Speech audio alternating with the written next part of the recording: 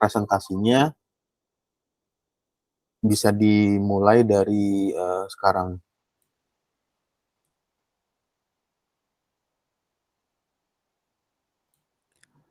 Oke, bismillahirrahmanirrahim. Apakah layarnya sudah masuk, Pak? Ya, untuk slide-nya sudah bisa terlihat tampilan share screen-nya. Oke, bismillahirrahmanirrahim. Assalamualaikum warahmatullahi wabarakatuh. Selamat pagi teman-teman dan juga Pak Damora Untuk presentasi bisa mengaktifkan kameranya on cam-nya. untuk kamera saya ada masalah, Pak. Jadi saya izin tidak bisa menyalakan kamera sebelumnya. Eh, jadi untuk pada kali ini saya dan rekan saya akan melakukan presentasi review jurnal yang berjudul Experimental Investigation of Flameless Combustion of Biodiesel. Sebelumnya izin saya memperkenalkan diri. Nama saya Marcelino Renirwandi sebagai moderator presentasi kali ini beserta rekan saya Angga Wijaya Taufik sebagai pemateri. Oke, untuk topik yang akan dibahas pada hari ini terdapat 6 topik. Yang pertama adalah abstrak, yang kedua pendahuluan, yang ketiga hasil dan pembahasan, yang keempat kesimpulan, yang kelima kelebihan dari jurnal, dan yang terakhir adalah kekurangan dari jurnal yang telah kami review dan kami jadikan presentasi pada hari ini. Oke, untuk tentang jurnal bisa dilihat bahwa dari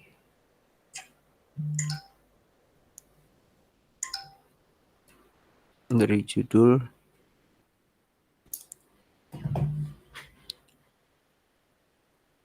sebentar Pak, saya harus ganti ini, maaf.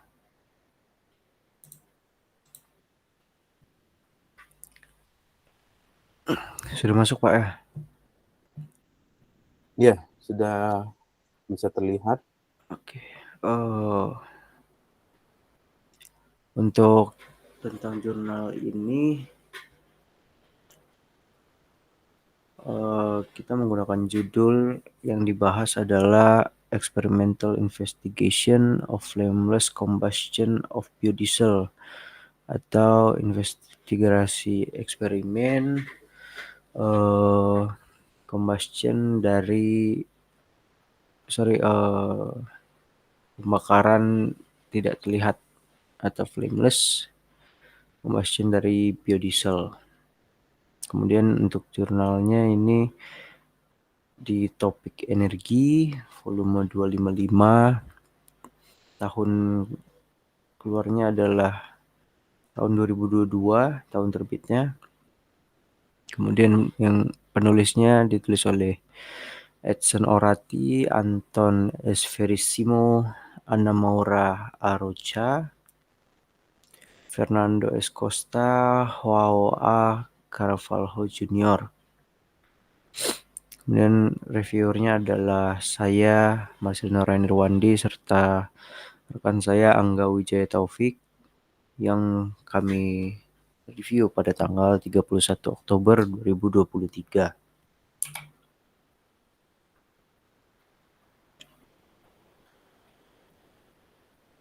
Oke, selanjutnya saya akan memasuki bagian abstrak. Oke, untuk penelitian ini dilakukan pada pembakar skala laboratorium yang menggunakan biodiesel untuk pembakaran tanpa nyala atau flameless combustion. Biodiesel digunakan karena pentingnya sebagai pengganti bahan bakar diesel fosil konvensional yang biasanya digunakan pada beberapa kendaraan untuk mengurangi emisi gas rumah kaca.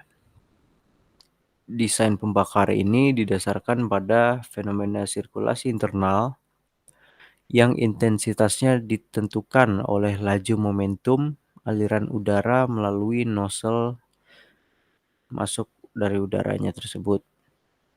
Penelitian ini penting untuk mengidentifikasi fenomena fisiko-kimia yang mengatur flameless combustion dari bahan bakar cair, serta menentukan parameter operasi pembakar. Sebuah atomizer tekanan pusaran ini digunakan untuk mengatomisasi biodiesel tersebut. Kemudian pengaruh suhu dan tekanan biodiesel terhadap ukuran tetesan telah diselidiki. Hasilnya menunjukkan bahwa setelah tekanan cair dan suhu pemanas tertentu, ukuran tetesan tidak berubah. Aerodinamika pembakar mempromosikan pencampuran yang memadai dari uap bahan bakar di sekitar antar muka tetesan dengan oksidan yang diencerkan. Akibat laju momentum aliran udara yang tinggi yang menghasilkan reaksi pembakaran terdistribusi. Hasil eksperimen menunjukkan bahwa pembakaran dengan tingkat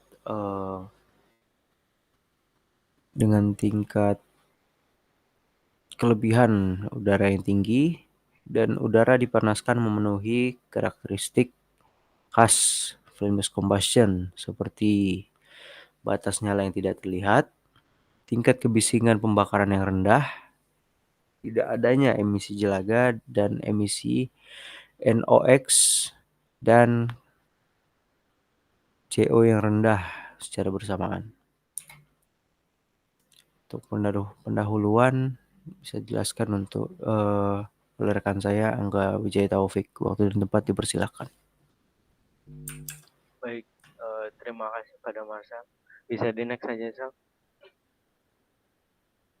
Pada bab pendahuluan ini terdapat poin-poin penting di dalamnya. Yang pertama ada peningkatan emisi gas rumah kaca yang dalam beberapa dekade terakhir ini emisi gas rumah kaca dari sektor energi meningkat karena penggunaan bahan bakar hidrokarbon yang berlebihan. Meskipun ada peraturan ketat untuk mengurangi emisi, oleh karena itu perlu mencari solusi pembakaran yang lebih bersih. Lalu selanjutnya ada bahaya emisi nitrogen oksida atau NOx. Selain emisi polutan lain, emisi nitrogen oksida ini menjadi perhatian utama dalam pembakaran biasa karena suhu nyala yang tinggi dan kandungan oksigen yang tinggi. NOx ini dapat merusak lingkungan dan kesehatan manusia. Lalu selanjutnya ada flameless combustion. Flameless combustion ini adalah proses di mana bahan bakar terbakar tanpa ada nyala api yang terlihat. Flameless combustion menjadi solusi yang menjanjikan karena dapat mengurangi emisi polutan dan menghemat energi. Yang berarti proses pembakaran dilakukan dengan sedikit oksigen di area yang besar. Selanjutnya ada karakteristik flameless combustion memiliki sejumlah karakteristik seperti tidak ada tanda nyala yang terlihat, lalu zona reaksi yang membesar, ada pengurangan gradien suhu nyala, tingkat kebisingan yang lebih rendah, serta emisi karbon monoksida, CO, dan nitrogen oksida, NOx yang lebih rendah. Boleh lanjut, Sal? Lalu selanjutnya ada potensi biodiesel. Biodiesel adalah bahan bakar yang dibuat dari minyak tumbuhan atau lemak hewan dengan syarat tertentu. Biodiesel bisa digunakan dalam metode pembakaran yang lebih bersih sehingga memiliki potensi untuk digunakan dalam flameless combustion. Lalu ada keterbatasan data emisi polutan. Meskipun ada banyaknya minat dalam penggunaan biodiesel dalam pembakaran flameless combustion, namun belum banyak data emisi polutan terkait dengan kondisi pembakaran ini. Lalu tujuan dari penelitian ini adalah untuk memahami bagaimana pembakar yang dirancang khusus untuk biodiesel dalam flameless combustion bekerja dan menentukan parameter operasionalnya. Penelitian ini juga diharapkan dapat memberikan panduan berguna untuk proyek-proyek industri serupa.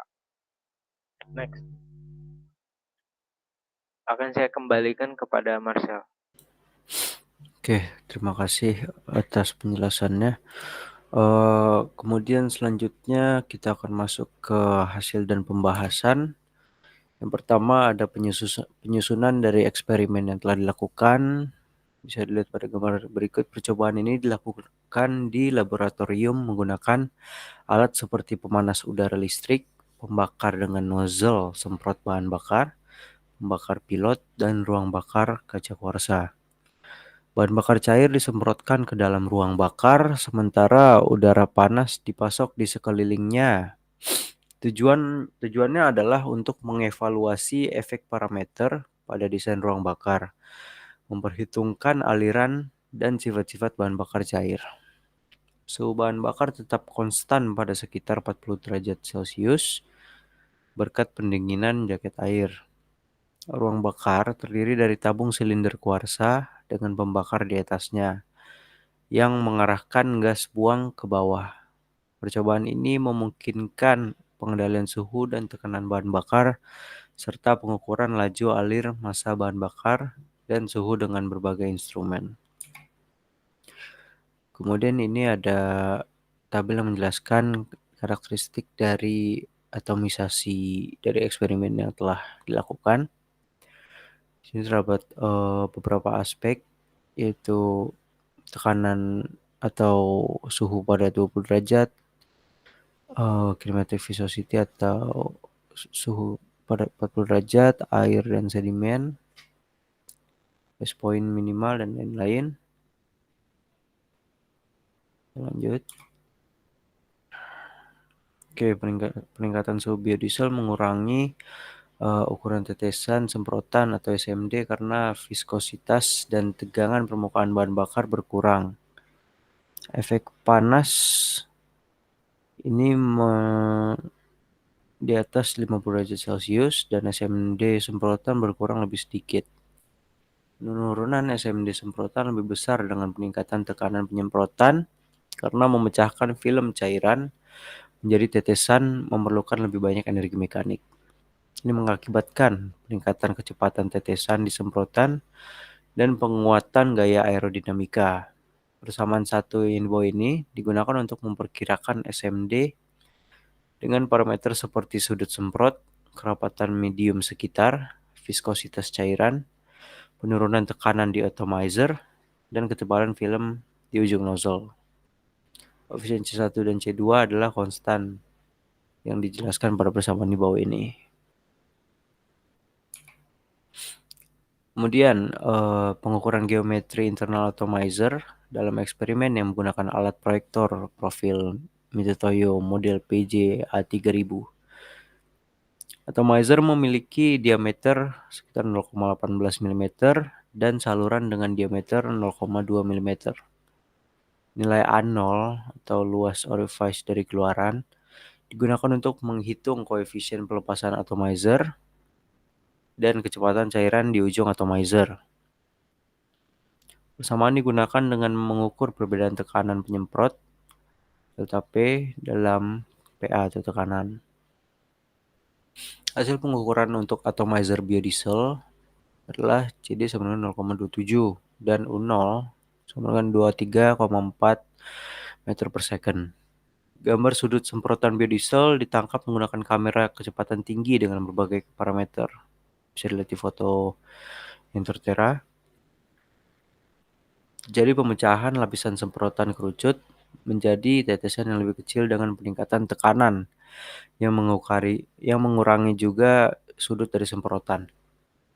Perubahan suhu juga memengaruhi sudut semprotan karena volume udara yang lebih kecil terperangkap akibat penurunan tegangan permukaan.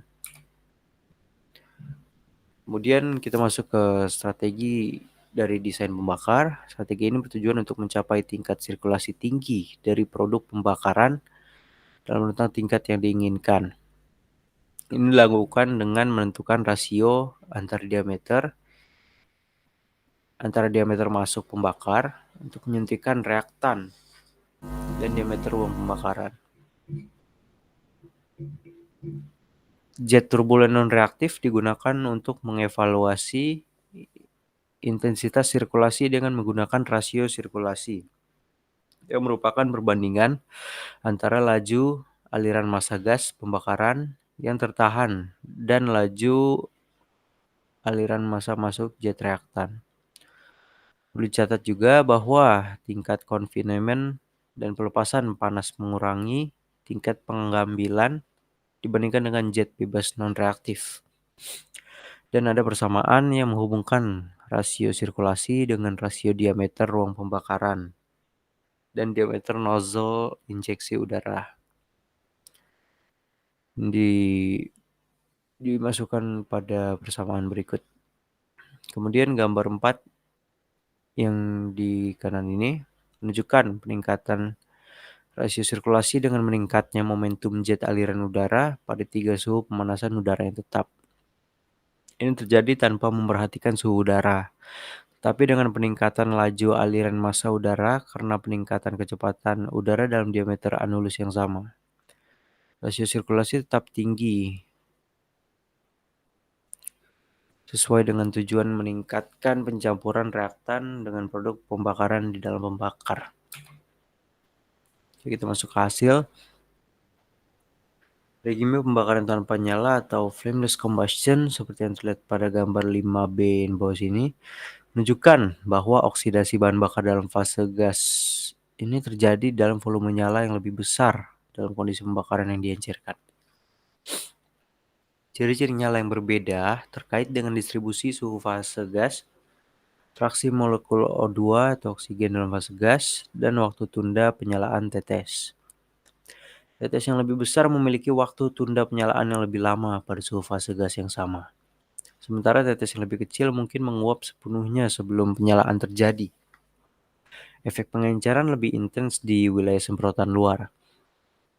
Jika ukuran tetes lebih besar dari 40 mm, pembakaran tidak bisa berkelanjutan. Stabilisasi diuji dalam dua situasi berbeda sebelum mencapai kondisi pembakaran tanpa nyala atau flameless combustion dan setelah kondisi pembakaran tanpa nyala yang sudah mapan atau sempurna tercapai.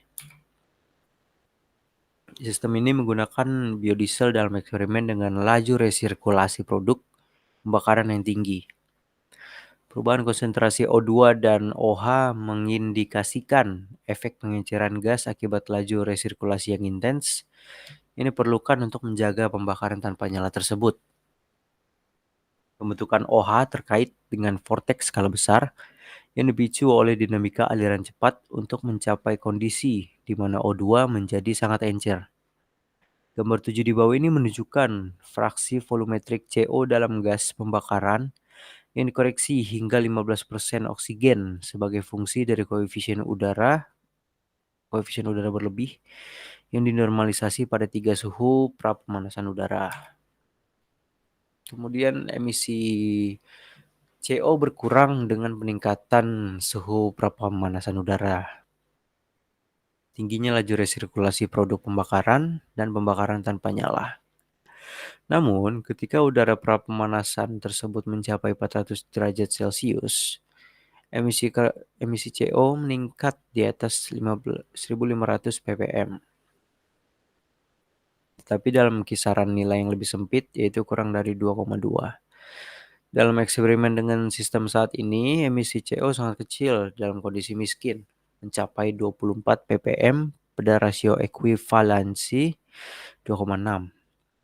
Di sisi lain, dalam operasi dengan rasio ekuivalensi 1,8 dan udara pemanasan pada suhu yang sama, emisi CO mencapai 1088 ppm pada 15% oksigen.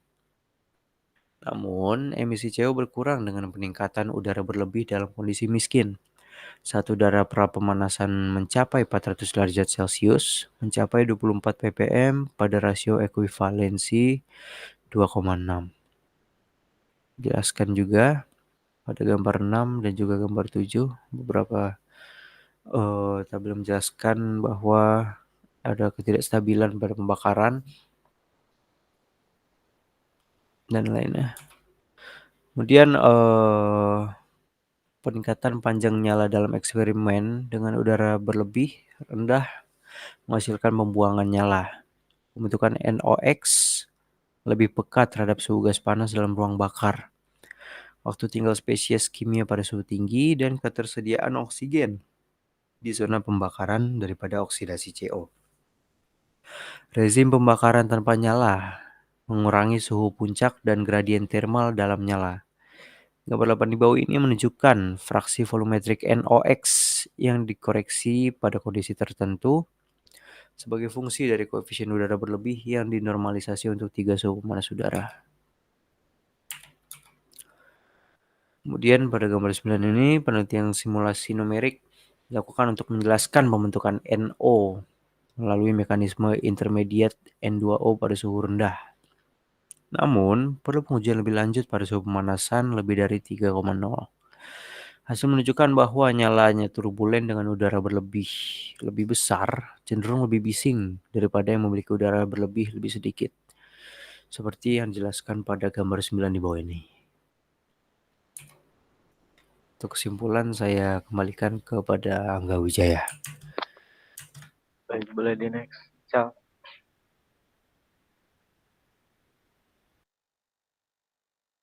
Untuk kesimpulan pada jurnal kali ini, yang pertama, kondisi flameless combustion untuk biodiesel dapat tercapai dengan menggunakan atomizer jenis pressure swirl halocon dengan perbandingan udara berlebih yang tinggi dan suhu pemanas udara di atas 400 derajat Celcius. Lalu yang kedua, dengan menggunakan kondisi yang tadi, hasil pembakaran yang diamati adalah batas nyala yang tidak terlihat, emisi asap yang minimal, dan emisi akustik yang rendah. Lalu yang ketiga ada emisi NOx dan CO dipengaruhi oleh perbandingan udara berlebih dan suhu. Emisi NOx meningkat seiring peningkatan perbandingan udara dan suhu, sedangkan emisi CO memiliki kecenderungan sebaliknya. Lalu yang keempat, dalam kondisi perbandingan udara berlebih yang tinggi dan suhu pemanas udara sekitar 600 derajat Celcius, emisi NOx dan CO berada di bawah 20 ppm dan 50 ppm pada 15% O2 dalam gas buang. Lalu yang kelima, ukuran tetesan memiliki pengaruh signifikan dalam menciptakan pembakaran yang stabil di dalam ruang pembakaran. Boleh dilanjut, Tel.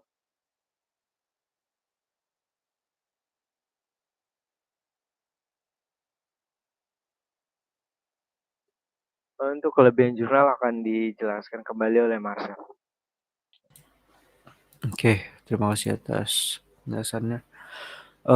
Kelebihan jurnal untuk kelebihan jurnal yang pertama adalah penggunaan gambar dari jurnal tersebut. Penjelasan dalam jurnal tadi itu menggunakan beberapa gambar yang cukup membantu pembaca dan preview sehingga pembaca atau preview mudah membayangkan bentuk dari hasil eksperimen tersebut. Kemudian untuk penggunaan tabelnya, jurnal ini juga menggunakan cukup banyak tabel dalam penjelasannya sehingga pembaca mudah untuk melihat pendataan dari hasil maupun progres dari eksperimen yang dilaksanakan. Kemudian yang terakhir adalah bahasa yang cukup mudah untuk dimengerti. Penulis menggunakan bahasa yang cukup mudah untuk dimengerti sehingga pembaca atau preview dengan mudah untuk menangkap informasi yang disampaikan oleh penulis. Kemudian kekurangan jurnal, silakan. Untuk kekurangan jurnalnya, yang pertama ada informasi latar belakang yang kurang. Jurnal ini memiliki pendahuluan yang panjang, tapi kurangnya informasi latar belakang penelitian sebelumnya di bidang ini, yang penting untuk memahami hubungan dengan penelitian saat ini. Lalu selanjutnya ada keterbatasan informasi tentang bahan bakar biodiesel. Jurnal ini hanya memberikan deskripsi singkat tentang biodiesel tanpa memberikan informasi yang cukup tentang komposisi kimia atau sumbernya. Informasi ini penting karena komposisi biodiesel dapat bervariasi dan hal ini dapat mempengaruhi hasil pembakaran. Lalu selanjutnya ada perbandingan dengan bahan bakar cair lainnya. Meskipun jurnal ini berfokus pada biodiesel, jurnal ini sangat singkat menyebutkan potensi bahan bakar cair bio lainnya. Perbandingan yang lebih luas tentang berbagai bahan bakar cair, karakteristik pembakarannya, dan kesesuaiannya untuk pembakaran tanpa nyala atau flameless combustion akan sangat berharga. Bisa di next.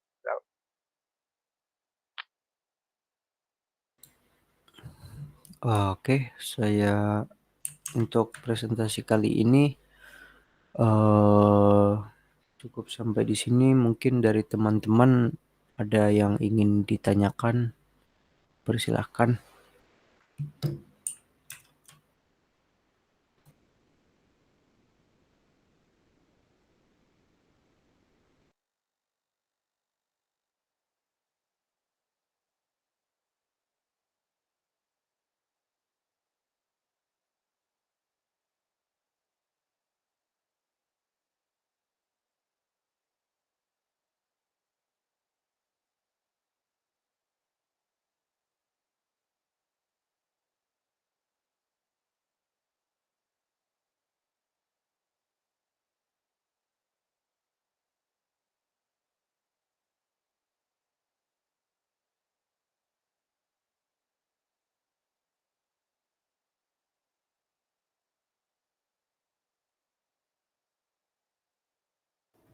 Izin bertanya, moderator. Silakan Mas Albi. Ya, mungkin ingin bertanya ini sih, bagaimana tampilan nyala biodiesel berubah ketika dibandingkan antara pembakaran biasa dan pembakaran tanpa nyala, dan apa yang mempengaruhinya gitu loh.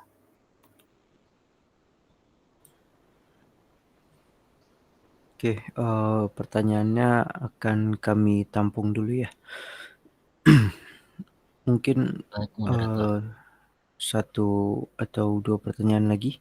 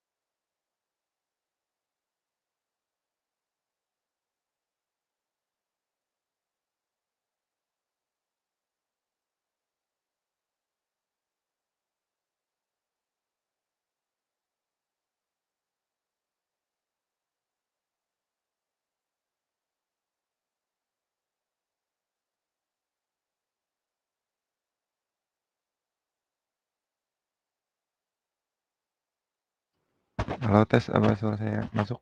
Saya terdengar? Masuk, Mas.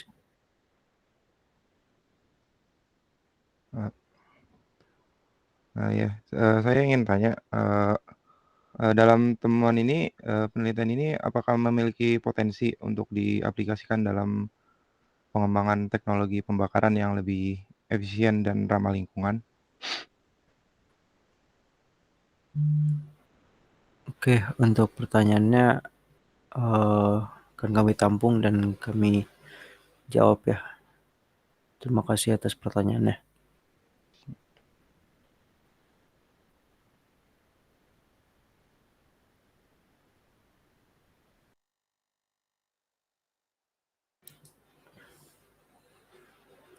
Oke, saya izin menjawab untuk yang pertanyaan dari Albi, bagaimana tampilan nyala biodiesel berubah ketika dibandingkan antara pembakaran biasa dan pembakaran tanpa nyala atau flameless combustion, dan apa yang pengaruhnya ya tadi ya. Oke, untuk saya akan menjawab dari pertanyaan tersebut. Jadi pada gambar 5 ini ditunjukkan perbedaan dalam penampilan nyala biodiesel saat dibandingkan antara pembakaran biasa dan juga pembakaran tanpa nyala atau flameless combustion. Jadi saat pembakaran biasa, nyala biodiesel tampak berwarna kuning-kuningan seperti yang bisa dilihat di sini. Kuning kecoklatan yang terang. Namun ketika jumlah udara berlebih meningkat, warnanya menjadi lebih lemah. Nyala menjadi lembut hingga hampir tidak terlihat. Dan juga suara pembakarannya menurun secara signifikan. Pembakaran tanpa nyala juga menunjukkan bahwa oksidasi bahan bakar terjadi dalam volume nyala yang lebih besar di bawah kondisi pembakaran lebih encer, seperti gambar yang 5B. Perubahan karakteristik nyala ini dipengaruhi oleh distribusi suhu fase gas, fraksi molekul O2 dalam fase gas, dan juga waktu tunda penyalaan tetesan bahan bakar. Walaupun rasio sirkulasi dari kedua pembakaran ini itu ada kemiripannya juga. Mungkin apakah jawaban saya cukup menjawab, Albi? Baik, terima kasih Mas Marcel. Cukup menjawab.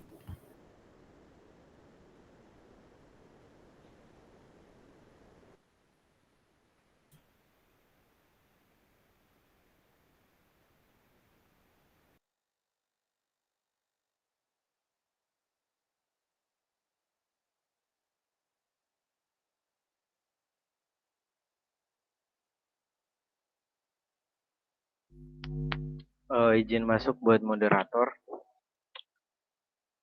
Saya di sini akan menjawab pertanyaan yang terakhir tadi dari Rizky Okta ya. Tadi pertanyaannya apakah temuan dalam penelitian itu punya potensi untuk pengembangan teknologi pembakaran yang lebih efisien dan ramah lingkungan? Jawabannya hasil penelitian ini mempunyai implikasi yang signifikan dalam konteks pengembangan teknologi pembakaran yang lebih efisien dan berdampak ramah lingkungan. Nah, dalam penelitian ini, flameless combustion telah terbukti mengurangi emisi polutan seperti CO dan NOx untuk meningkatkan efisiensi pembakaran. Selain itu, penggunaan teknologi pembakaran yang efisien dan bersih juga memiliki potensi untuk mengurangi konsumsi bahan bakar yang pada nantinya bisa mengurangi biaya operasional. Hal ini itu sangat relevan dalam upaya mengurangi dampak lingkungan dan mencapai efisiensi energi yang lebih tinggi dalam berbagai aplikasi, termasuk sektor industri maupun transportasi. Apakah terjawab untuk Rizky Okta? Ya, sudah terjawab, Saudara Angga. Baik, akan saya kembalikan kepada moderator. Oke, terima kasih atas jawabannya, Angga.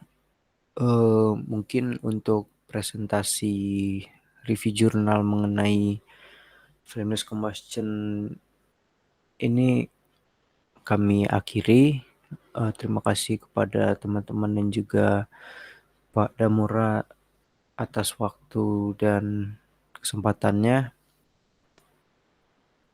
Mungkin dari kami cukup sampai sini saja, kurang lebihnya mohon maaf.